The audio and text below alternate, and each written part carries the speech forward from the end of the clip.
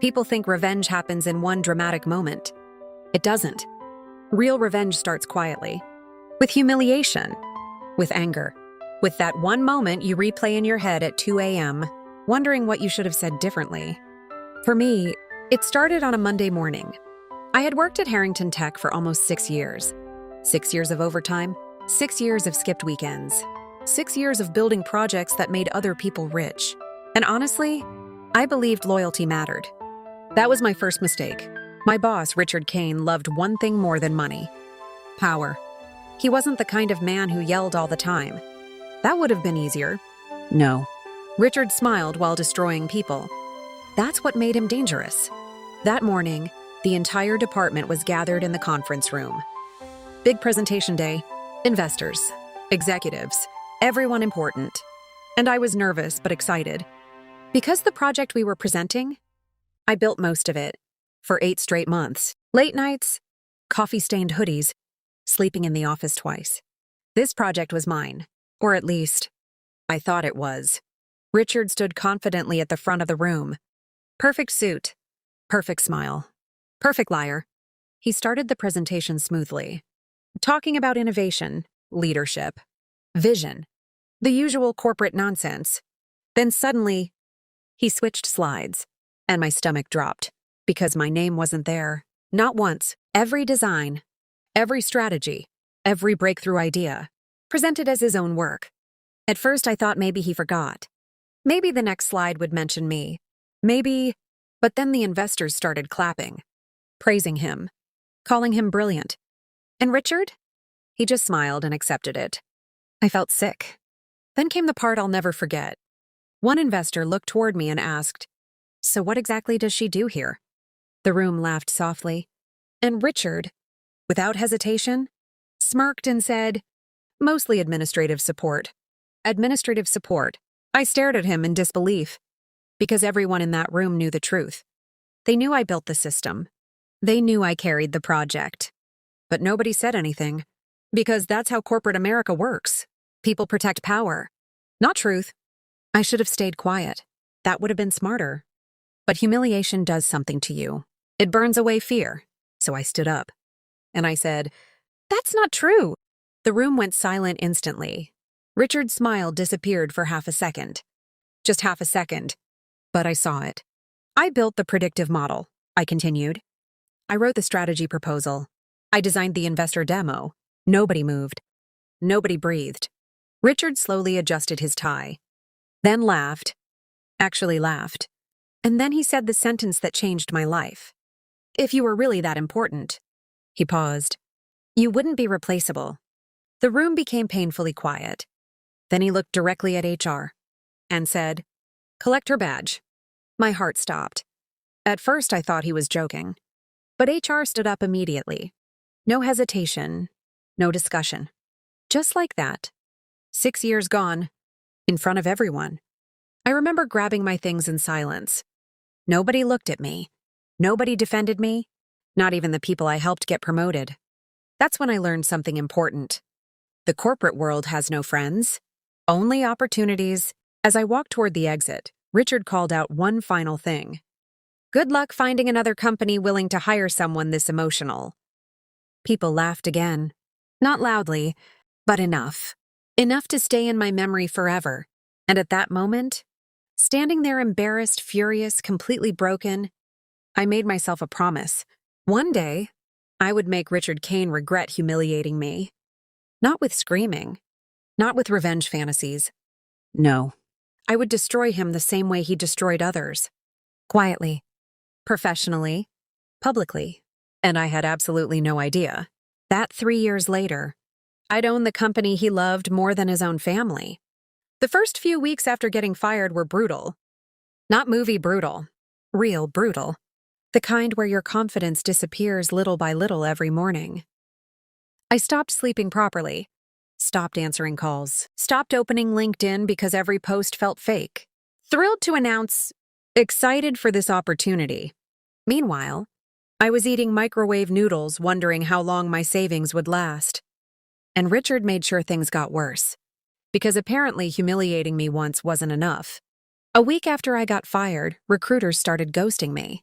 Interviews got canceled mysteriously. One hiring manager accidentally let it slip. Richard Kane said you were difficult to work with.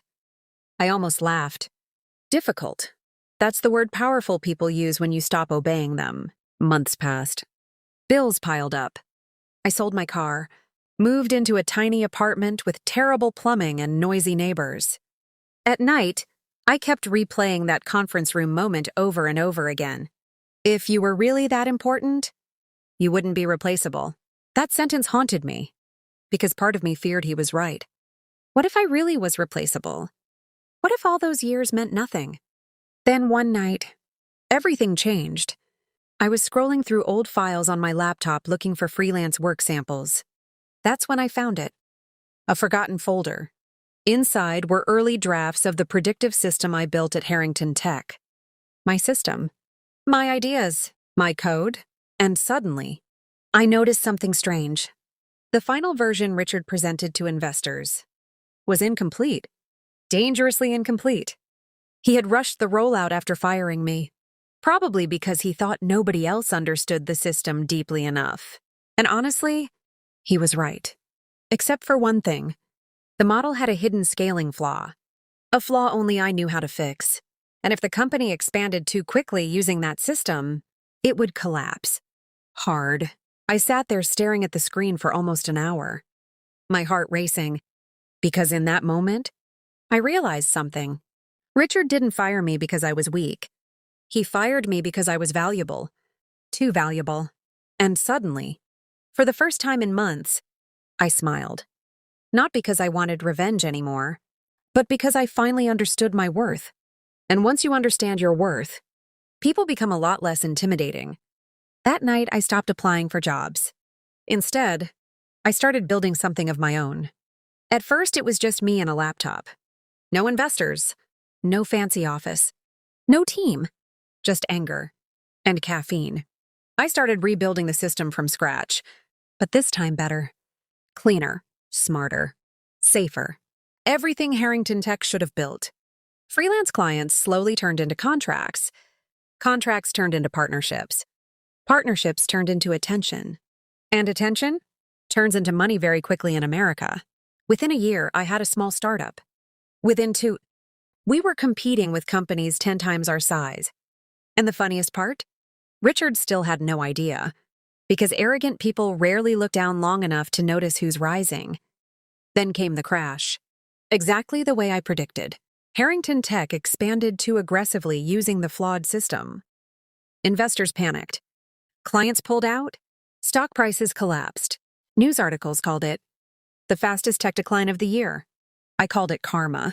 And suddenly, the company that once threw me away was desperate. That's when I got the email from one of Harrington's board members. We'd like to discuss a potential acquisition partnership. I laughed for almost 5 straight minutes, because they still didn't know who owned the company they were begging for help from. So I scheduled the meeting, in person. And when I walked into that boardroom 3 years later, Richard Kane looked like he'd seen a ghost. Same conference room, same table, same people. But this time, I was the one at the head of it. The silence was beautiful. Richard stared at me in disbelief. You? I smiled calmly. Yes, me. Nobody laughed this time. One board member cleared his throat nervously. We're prepared to discuss terms. And Richard? He looked furious, embarrassed, terrified. Good. Now he understood how I felt.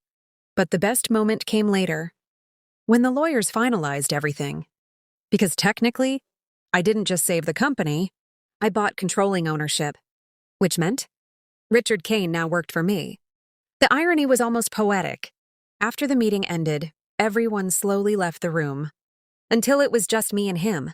He looked exhausted, older, smaller somehow. Then quietly he asked, "Why are you doing this?" I looked at him for a long moment before answering. And honestly, my answer surprised even me. Because you were wrong. He frowned. I stood up slowly, straightened my jacket, and said, I wasn't replaceable. Then I walked out, leaving him alone in the same silence he once trapped me in. People love revenge stories because they think revenge is about destroying someone else. But real revenge Real revenge is rebuilding yourself so completely that the people who underestimated you become irrelevant. Richard thought he ended my career. Instead, he introduced me to the strongest version of myself. And sometimes, the worst day of your life becomes the first chapter of something greater.